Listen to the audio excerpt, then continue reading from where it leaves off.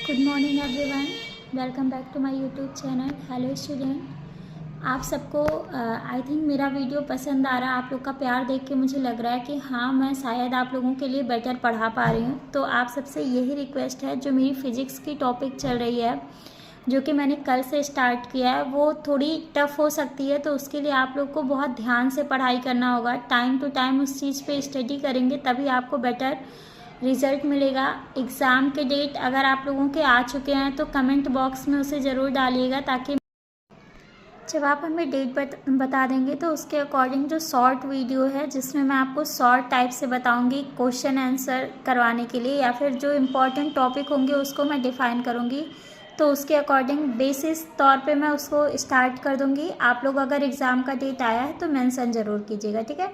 आइए आज मैं फिजिक्स का जो नेक्स्ट टॉपिक है उसको स्टार्ट करती हूँ, जिसमें कॉनकेव मिरर और कॉन्वेक्स मिरर क्या होता है, उसके यूज क्या है, साथ ही साथ आपके जो मिरर पे पॉइंट आते हैं, जैसे प्रिंसिपल एक्सिस होता है, फोकल लेंथ है, फोकस है, वो सारे क्या है, उसको मैंने एक एक लाइन में डिफिनीसन लिखा है। आप लोग देखिए, अगर नहीं समझ में आएगा तो पूछ लीजिएगा। ये रहा आपका कॉनकेव मिरर और कन्वर्जिंग मिरर। कॉनकेव मिरर को ही हम लोग कन्वर्जिंग मिरर भी कहते हैं। क्यों कहते हैं? क्योंकि ये रिफ्लेक्टेड लाइट को एनर्जी के फॉर्म में, मतलब आप कह सकते हो, देखो, एक concave mirror is a curve, ये कर्व फॉर्म में होता है विथ ए रिफ्लेक्टिंग सरफेस। इसके पास रिफ्लेक्टिंग सरफेस होता है जो कि लाइट को उसी वे में रिफ्लेक्ट कर सकता है, ठीक है। यही मेन रीजन होता है कि इसको कन्वर्जिंग मिरर कहते हैं। ऑन द इनसाइड, इसका जो रिफ्लेक्टिंग एरिया होता है वो कहाँ होता है? इनसाइड में होता है। When parallel light rays hit the mirror, जब कोई पैरेलल लाइट रेज होता है जो कि मिरर पे पड़ेगा, दे रिफ्लेक्ट, तो वो क्या होता है? रिफ्लेक्ट हो जाता है and meet at a single point, और क्या होता है? किसी एक सिंगल पॉइंट पे मीट करता है, sorry, also called the focal point, जिसे हम लोग क्या बोलते हैं? फोकल पॉइंट बोलते हैं। यही रीजन है कि कॉनकेव मिरर को हम लोग कन्वर्जिंग मिरर भी कहते हैं। Concave mirrors can form either, ये देखो, ये दोनों टाइप के इमेज को बना सकता है, या तो ये रियल वाला फॉर्म करेगा या फिर वर्चुअल। वर्चुअल का सेंस होता है जिसे हम क्या करते हैं, बस उस ग्लास, मतलब एक फील कर सकते हैं, उसको देख नहीं सकते हैं, ठीक, उसे वर्चुअल मिरर बोलते हैं। और रियल वो होता है जो मिरर के फ्रंट में दिखाई देगा। इसका यूज कहाँ होता है? कॉनकेव मिरर का यूज इन ऑटोमोबाइल्स होते हैं, उसमें होता है। मोटर व्हीकल्स होते हैं, हेडलाइट, ठीक है, टॉर्च लाइट, इन सब में आपके कॉनकेव मिरर का यूज किया जाता है। ये रहा आपका कॉनकेव मिरर का फिगर, जिसमें आप देख रहे हो कि इसका जो इनसाइड है, ठीक, आपकी जो रेस पड़ रही है वो कहाँ पड़ रही है? इनसाइड पे पड़ रही है। अब यहाँ पे कुछ टर्म यूज हुए हैं, जैसे radius of curvature, principal axis, P क्या है, फोकल लेंथ क्या है, फोकस क्या है, ये सारी चीज़ें मैं आपके अभी आगे डिफाइन कर दूंगी, ठीक है। रेडियस ऑफ कर्वेचर क्या होता है? जो आपका प्रिंसिपल एक्सिस है, ठीक है, और जो आपका जहाँ पे हम लोग इमेज को रखते हैं, या आप कह सकते हैं कि सी जो है उसके बीच के जो डिस्टेंस होती है उसको हम क्या बोलते हैं? रेडियस ऑफ कर्वेचर बोलते हैं, ठीक है। फोकल लेंथ होता है, जो फोकस और प्रिंसिपल एक्सिस के बीच की डिस्टेंस होती है उसे हम लोग फोकल लेंथ बोलते हैं, ठीक है। तो ये पूरा फिगर किसका? आपका कॉनकेव मिरर का। फिगर वगैरह आप लोग प्रिपेयर कर लेना। अगर आपका डिफिनीशन आता है फिगर के साथ देंगे तो नंबर आपके अच्छे गेन होंगे। कॉन्वेक्स मिरर की बात करेंगे तो कॉन्वेक्स मिरर को हम लोग डाइवर्जिंग मिरर भी कहते हैं, ठीक है। क्यों कहते हैं? It causes light rays to spread out after reflecting off its surface. जब कोई लाइट रेज अपने सरफेस से रिफ्लेक्ट होती है तो उसको स्प्रेड करने का काम कौन करता है? डाइवर्जिंग मिरर करता है, ठीक है। It is a curved mirror, यह एक कर्व्ड मिरर होता है विथ ए रिफ्लेक्टिंग सरफेस। इसका क्या होता है? सरफेस कैसा होता है? रिफ्लेक्टिंग सरफेस होगा। दैट बल्जेस आउटवर्ड, जो कि बाहर की तरफ क्या होता है? उभरा हुआ होता है। इट रिफ्लेक्ट लाइट आउटवर्ड, ये लाइट को क्या करती है? बाहर की तरफ रिफ्लेक्ट करती है। So they are not use to focus length, इसी वजह से इसमें क्या होता है? फोकस लाइट नहीं होता है। कॉन्वेक्स मिरर ऑलवेज फॉर्म ए वर्चुअल, इसका एक कैरेक्टरिस्टिक होता है कि जो आपका कॉन्वेक्स मिरर है वो हमेशा वर्चुअल मिरर मीन्स जो आपका रियल इमेज ना हो उसको वो फॉर्म करता है, जबकि जो आपके कॉन्केव मिरर होते हैं उसमें क्या होता है वो रियल और वर्चुअल दोनों टाइप के इमेज को फॉर्म करता है। क्लियर। अब देखो इसका यूज क्या होता है, यूज्ड एज साइड मिरर। इसका यूज हम लोग जो बाइक वगैरह में आप साइड मिरर देखते हो ना उसमें इसका यूज किया जाता है कॉन्वेक्स मिरर का।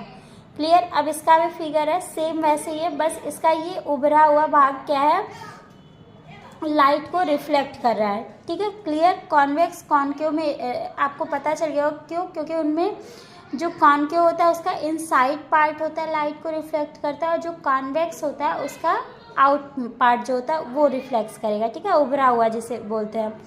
नेक्स्ट आपका क्या है टॉपिक देख लीजिए। नेक्स्ट अब मैंने जितने टर्म आपके सामने लिए हैं उसको मैं डिफाइन कर रही हूँ। जैसे प्रिंसिपल एक्सिस क्या होता है, ठीक है, पोल क्या होता है। अब देखो principal axis line joining the pole and centre of curvature of the spherical. ये देखो ये पी क्या है आपका बाबू, पोल है। ये रहा आपका प्रिंसिपल एक्सिस हो गया, इसको जो ज्वाइंट कर रहा है लाइन, ठीक है, ये कर्वेचर यहाँ पे है ना, कर्वेचर और पोल को जो लाइन आपकी ज्वाइंट कर रही है उसे हम क्या बोल रहे हैं, प्रिंसिपल एक्सिस कह रहे हैं। क्लियर। स्फेरिकल मिरर के सेंस में बात हो रही है तो यहाँ पे आप क्या कहोगे, स्फेरिकल मिरर की वह लाइन जो पोल और कर्वेचर को ज्वाइन कर रहा है उसे हम क्या बोलते हैं, स्फेरिकल मिरर, वो प्रिंसिपल एक्सिस। सॉरी, पोल पे आएंगे। पोल क्या होता है, the geometrical central point of the reflecting spherical surface. और देखो ये क्या होता है, एक पॉइंट होता है जहाँ जो कि क्या रिफ्लेक्टिंग स्फेरिकल सरफेस का एक मेन पॉइंट होता है जिससे सारे आपके अटैच होते हैं। इसको हम लोग डिनोट किससे करते हैं, कैपिटल पी के द्वारा। क्लियर। अपर्चर क्या होता है, the width of reflecting surface. ठीक, जो आपके रिफ्लेक्टिंग सरफेस होती है उसकी चौड़ाई को, उसकी विड्थ को हम क्या बोलते हैं, अपर्चर बोलते हैं। सेंटर ऑफ कर्वेचर क्या होता है, ठीक है, the reflecting surface of the spherical mirror form a part of sphere, it has a centre which is known as centre of curvature denoted by capital C. ये रहा आपका कर्वेचर। ठीक है। अब इसके और इसको मतलब सेंटर ऑफ कर्वेचर बोलते हैं। इन दोनों के बीच के डिस्टेंस को हम क्या बोलते हैं, रेडियस ऑफ कर्वेचर बोलते हैं। क्लियर हो गया। मतलब रेडियस ऑफ कर्वेचर का आधा आपका फोकस लेंथ होता है, ठीक है, फोकस पॉइंट होता है। नेक्स्ट आपका क्या है, रेडियस ऑफ कर्वेचर। ठीक, अब रेडियस ऑफ कर्वेचर क्या है, the separation between the pole and the centre of curvature is called radius of curvature. ठीक, इस पोल और इसके बीच में, ठीक है, ये जो आपका सेंटर ऑफ कर्वेचर है इसके बीच की जो दूरी होती है उसको हम क्या बोलते हैं, centre of radius of curvature कहते हैं। ठीक है।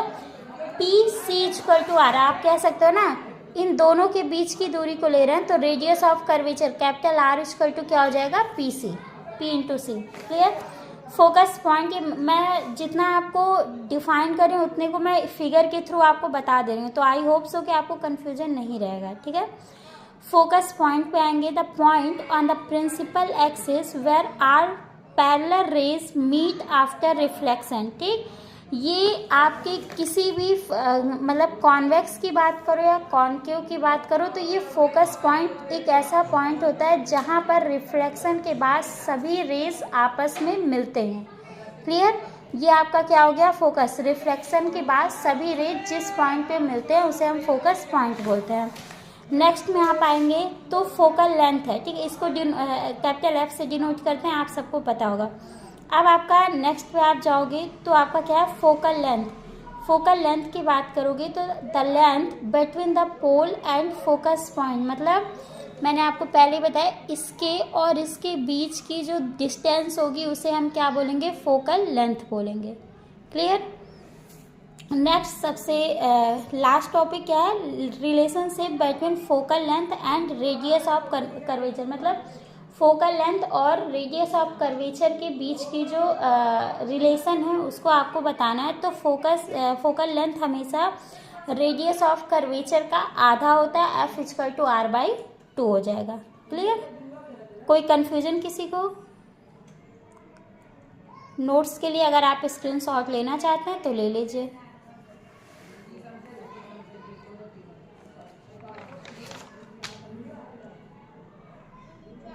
बाकी जाते जाते मेरी एक ही रिक्वेस्ट है, चैनल को सब्सक्राइब कीजिए, बेल आइकन को प्रेस करना मत भूलिएगा और जितना हो सके मेरे चैनल को आप लोग शेयर कीजिए ताकि सब तक ये चीज़ें पहुंच सकें।